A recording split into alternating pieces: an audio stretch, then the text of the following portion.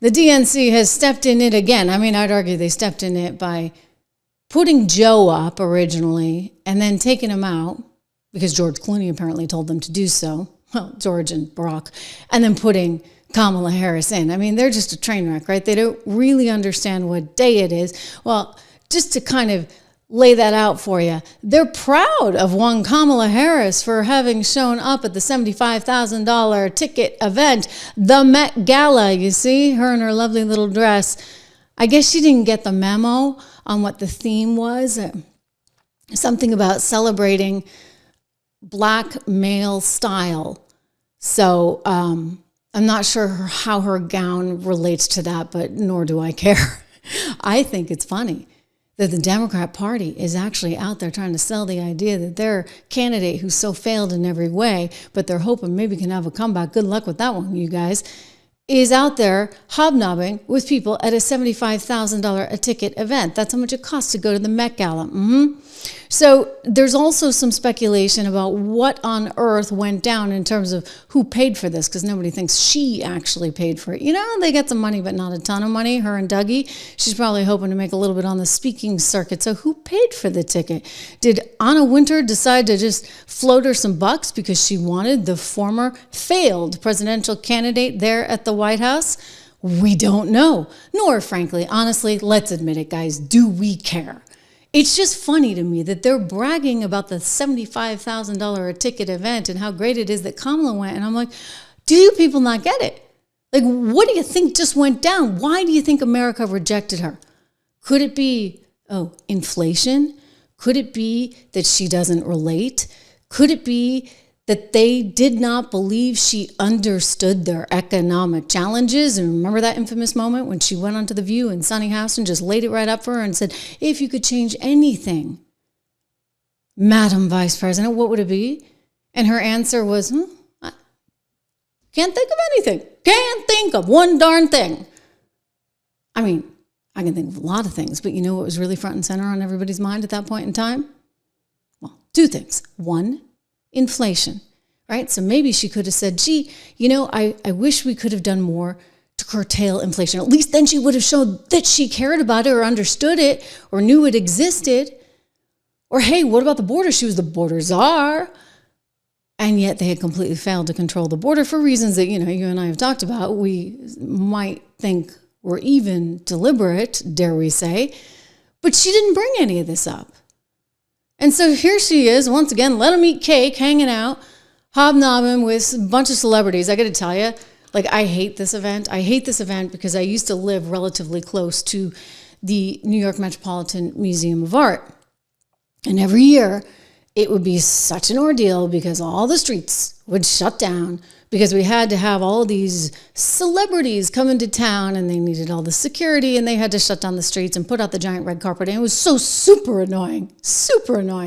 And then they get out there and they put this all over the airwaves like anybody really cares, honestly. Do you care? I looked at the guest list because, it's out in the news and I do this because this is what I do for a living, right? Think about this. I do this for a living. I'm in the news business and I'm looking at the guest list and I'm like, I have no idea who these people are. Absolutely no idea. I mean, I'm going down a whole guest list. I maybe knew 10, 20% of the names on there. And this is what I do for a living, ladies and gentlemen. They have all these random people that they've got to invite, all these quote unquote celebrities that they're trying to make into celebrities. And they shut down the city for this. And then they shut down the airways because every morning show you turn on, they're talking about the Met Gala and what somebody wore. Atrocious outfits. Trust me, really, really atrocious outfits. There's nothing even to look at. Why would I even care? Just a bunch of ugly outfits and people doing ugly things, and it's all about, I guess, Anna Wintour wants to seem super DEI in an environment that's not DEI. So that's hence the ode to black male style. You got me. But the Democrats don't get it, right? And the Democrats don't get it because, one, they're bragging about Kamala. Two, they had Kamala as their top person to begin with. I mean, who the heck would pick her? Or better yet, who would pick AOC? That's the latest and greatest, believe it or not. Ladies and gentlemen, we're hearing AOC wants to run for the presidency of the United States of America, and here she is being talked about, gushed over, if you can imagine, by some of those card-carrying Dems on Morning Joe this morning, MSNBC. Let's roll the tape. Rev, nobody ever said that Congress was a meritocracy. I understand that AOC may be more progressive than a lot of people. I also understand that she's one of the most articulate, exciting people in the Democratic field. She goes out with Bernie Sanders, and yeah, she just draws so many people. It's very good, very effective in hearings. Mm-hmm. We've seen a lot of people. Nancy Pelosi was a progressive. When Nancy became leader, she realized she needed to represent the entire caucus. AOC certainly could do that as well. After the election, she was going around talking to people who voted for her and Donald Trump, saying, "I want to understand why did you do that? What don't I understand?" Listen, Democrats, I mean, and we're going to talk to Dave Weigel about this in a second, their approval rating is just absolutely disastrous.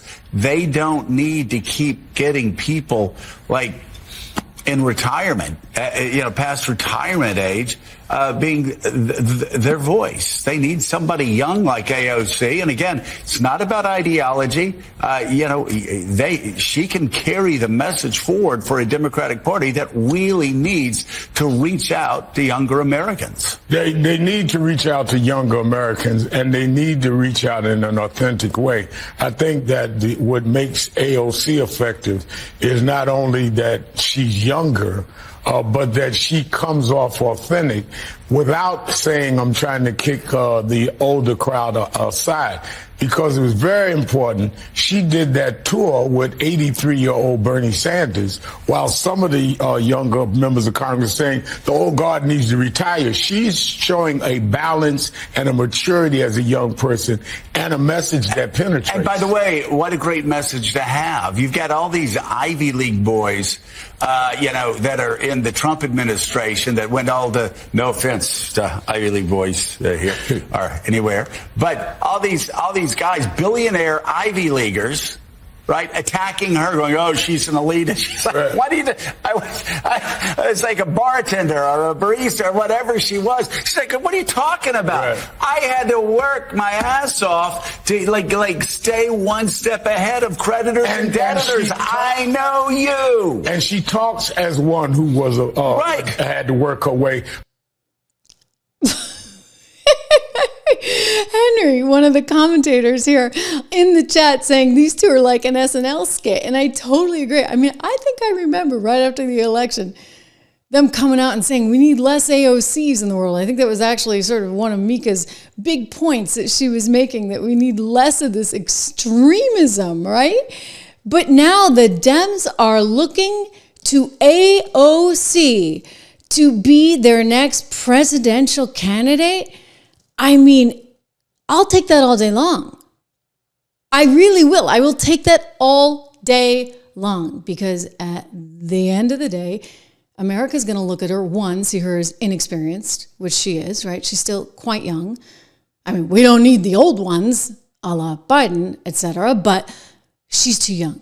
So you get the youth.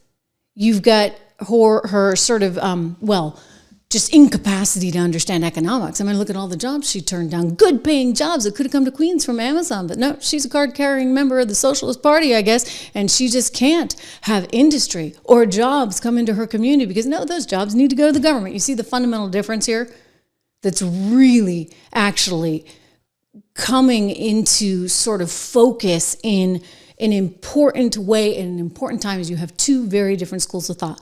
You got the conservatives. You've got the Trump people who believe that industry is what creates jobs and powers the economy. And that's a good thing. And we need to actually reward small businesses and big businesses with things like tax cuts and ease of doing business. And then you got the AOCs of the world and the Bernie Sanders of the world.